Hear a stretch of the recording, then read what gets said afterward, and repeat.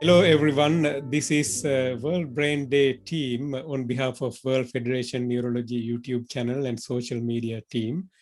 I am Tissa, your chair for the World Brain Day globally. It is my pleasure and honor to warmly welcome a rising star in neuroimmunology and multiple sclerosis in Asia-Oceania region. This is Dr. Shanthi Viswanathan, a neuroimmunology interested clinical neurologist from Malaysia. Shanthi, very good evening to you. Thank you. Hi, Prof. Tissa. It's a pleasure to be here. Likewise, it is great to host you. As you are aware, we are in the early days of this ambitious agenda of World Brain Day. We'll talk about that in a moment.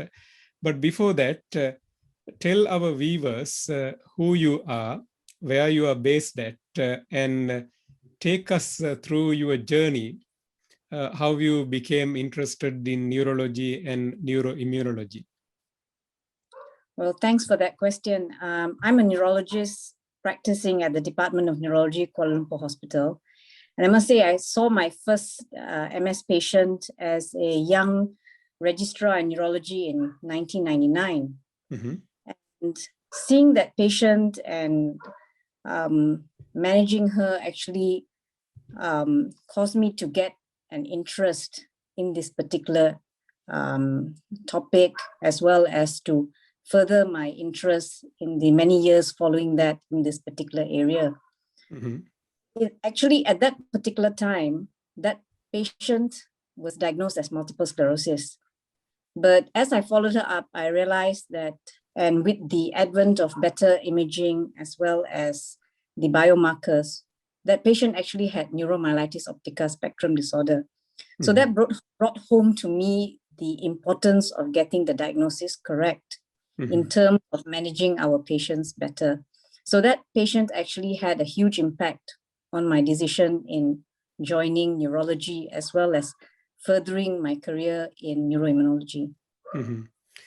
Shanthi, correct me if I'm wrong, in 1999, the therapeutics that we had, or the diagnostics that we had for multiple sclerosis, almost close to zero, wasn't it? We didn't have much in the way of therapeutics compared to what we have now. But the problem is, as you know, despite the advances in multiple sclerosis therapeutics, the access to treatment and access to some of these high-tech things are a luxury for almost 70% of the world. Knowing all these things, you come a long way from 1999 to 2021. When you hear that World Federation Neurology, the largest non-governmental organization in association or partnership with World Health Organization, promoting brain health globally with well over 122 neurology societies, including your National Neurology Society, and also partnering with similar powerful advocacy organization in the name of Multiple Sclerosis International Federation. When you hear that these two organizations have joined hands to advocate to stop multiple sclerosis globally over a several months long global advocacy campaign, how excited are you to be part of that? Thank you. I'm very excited and to be part of this initiative. I think it's very timely, and I come from a region where there are numerous challenges in terms of diagnosing patients with this condition, as well as gaining access to sustainable treatments.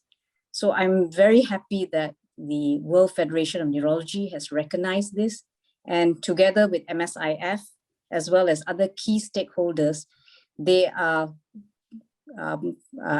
going forward with this very important initiative in terms of bringing more awareness, as well as gaining more data in terms of the epidemiology, as well as working towards gaining more access to treatment, and as well as investigation and proper diagnosis of this condition, especially in regions where, the diagnosis as well as the access to treatment may be a little bit more difficult and challenging. You are absolutely right. I think raising awareness and raising profile is the key. I saw a nice little correspondence written and published by Professor Vladimir Hachinsky from Canada in last month, Lancet Neurology. It's like few paragraphs, but there are a couple of gems in those few paragraphs. He's demanding us and World Health Organization in particular, or requesting rather, I'll maybe extract a demanding word. He's asking us to rethink how we define brain health. He does ask with his colleagues us to think of brain health as not just absence of disease, but active, useful, functioning brain function. And he's also arguing for the case that without brain health, there is no health otherwise. And the current pandemic that you and me both are part of is timely reminding us human brain behavior is uniquely important for us to survive as a species. So neurologists and neurology trainees and everyone else who is interested and take part in neurological care for patients has a big role to play in these activities. Therefore, during this World Brain Day campaign, we are very keen to see minimum 2.8 social media posts talking about brain health, talking about World Brain Day, endorsing and supporting our massive advocacy campaign on Stop Multiple Sclerosis. So encourage your colleagues and your trainees and medical students to visit the World Federation website, click on the World Brain Day icon or logo, and download the toolbox. Toolbox basically contain variety of things. We have created a straightforward press brief that you all can use using your own departmental details and then send it to local press, local radio stations, local television stations, local members of parliament, basically raising awareness. Similarly, the slide deck, it's a basic slide deck that can be used for anybody to talk about MS and raise awareness in that regard. As we have seen the way that world coming together to share COVID-19 vaccines to combat this pandemic, knowing that there's no way out for us otherwise, as we are all interconnected globally, I think it is fair enough for us to argue that maybe we should have the same approach to promote brain health. If a particular disease that we are targeting to stop or eradicate, perhaps we should have some sort of a global access to key therapeutics. I know it's a big dream to have, but we can achieve any big dream by putting our hearts and souls and minds together. So I'm glad to hear that you are super excited and wanted to be part of this, and we are working as hard as we can to get these messages across the world and the mobilize people. Do you agree that while the virus has taken away most of our privileges, it has also given us an opportunity to connect to each other? The very thing that two of us are connected to each other possibly could not have happened if we were to do this physically, because in realistically, I could only visit a limited number of countries for the campaign.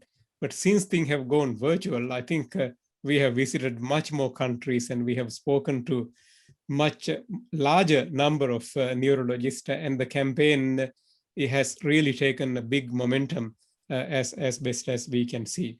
Any other thoughts comparing where you have gone from 1999 to now, and what you have learned out of this calamity, the COVID-19 pandemic, in a sort of positive sense? What can you share? I think over the years, I'd like to congratulate the regional organizations such as PACTRIMS, the World Federation of Neurology, as well as MSIF for playing such a fantastic role in increasing the awareness, the approach towards educating our young neurologists, including myself. And I must say I benefited from the teachings that I attended through the conferences in PACTRIMS. And also I'd like to congratulate the initiatives that have been taken over the last couple of years by MSIF as well as World Federation of Neurology in furthering the improvements towards awareness as well as education, the work that's been done on epidemiology, as well as currently the ongoing work in terms of gaining access to treatment. The COVID-19 pandemic definitely is a very challenging current condition which is going on. And I must say that there are many challenges in terms of managing patients during this particular pandemic, mainly in terms of the access, again, to vaccination, whether certain types of patients with MS may have COVID that is more severe and the counseling that you need to do, as well as in terms of tailoring the disease-modifying therapies and the type of MS and how they would react towards continuing the disease-modifying therapies during this pandemic. So there have been a lot of challenges, but I must say there's been a lot of data that has come out through the various organizations such as MSIF and other MS organizations globally that has actually guided and helped, especially people in regions that are a little bit more challenged and underserved. So congratulations to the World Federation of Neurology, MSIF, and other stakeholders that have come together to increase the awareness in terms of MS, especially during this very challenging time of the COVID-19 pandemic. Shanthini, one of the other positive things that has come out of this is how education has become more or less equal globally. You may be aware that last year, European Academy of Neurology conference was offered free. And when I checked at that time, that was, we were heavily affected at that time in Melbourne, where I currently based that. The heavy lockdowns, heavy death tolls, economic loss and life loss and disability. But in the middle of that pandemic, the well over 40,000 neurologists and neurology trainees rallied through EA and website to learn. Similarly, the Movement Disorder Society last year offered its educational programs free. I popped into the Asia, the Oceanian, the section of Movement Disorder Society to learn as well as support fellow colleagues. It's tremendously successful. The various trainees and fellows are presenting absolutely mind-blowing, fabulous case stories and sharing their knowledge and learning from one another. As part of the World Brain Day package, this year we are preparing a series of videos similar to this. I have chosen to talk to some young neurologists, rising stars, but I have also chosen to speak with some of the superstars who has dedicated their life to better care. I have spoken with Professor Alan Thompson. I have spoken with Emeritus Professor Austin Sumner. You probably have not heard of him. He did most of the neuromuscular work. The reason that I spoke with him was him and late Ian MacDonald were two young boys initially doing some experiments with cat models in very cold and gloomy yet beautiful Dunedin, New Zealand. I'm talking about almost a generation ago, before we had any idea whatsoever how demyelination occurs. They were basically testing these cat models, basically painfully doing the experiments from 3 o'clock in the morning till next day, 3 o'clock in the morning, at a stretch, trying to watch what would happen when they inject a diphtheria toxin to some of the nerve roots. That's how we learn basic disease mechanisms of these illnesses. Obviously, you know that later on, Ian MacDonald went to UK and he became the chair of Mecca of Neurology at that time, and the MacDonald criteria modified that we use even today was a creation of his work of almost 50 years of the career. So the idea of putting all these stories together into the WFN YouTube repository is for all of us to know that courage, determination, good mentorship go a long way for us to improve health of our people globally. We hope the material that we create would be of good use for generations to come. So encourage your teams to watch them when they are available. Deliberately, we have been speaking to some trainees and younger neurologists also, because they are our future. We need those two generations to be connected to the improved services. My last question is, outside neurology, how do you find work-life balance? What sort of things do you do to keep your humanness and sanity and good health or good brain health going? What sort of activities do you do when you do have some spare time? I must say I wasn't expecting that question, but yeah. So in my spare time, I like to walk. And my husband and I, we do quite a few of these long walks in the evenings.